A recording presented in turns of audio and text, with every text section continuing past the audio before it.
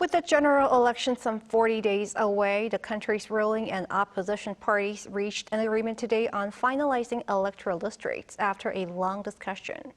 Our correspondent Shin Ha-young is on the line at the National Assembly where a parliamentary plenary session is taking place. Ha-young, what's on the map?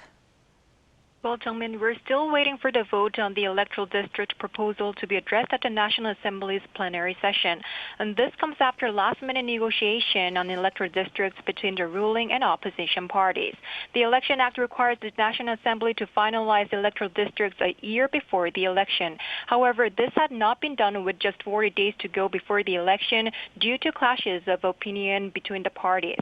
And in an agreement between the ruling and opposition parties' floor leaders, the two decided to reduce proportional representation seats by one and to retain the current 10 seats for Jeollabuk-do province.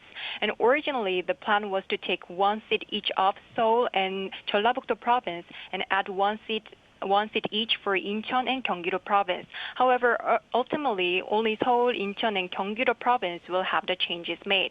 And as a result, the number of seats for elected lawmakers has increased to 254 from 253, as one seat was taken from the proportional representation bloc, which dropped its number to 46 from 47, keeping the total number of lawmakers at the National Assembly at 300.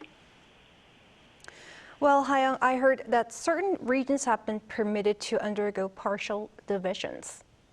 You're right, Jungmin. The preliminary agreement made in the National Assembly Special Committee on Political Reform to designate Seoul, Gangwon-do, Gyeonggi-do, and Jeollanam-do provinces as special zones has remained unchanged.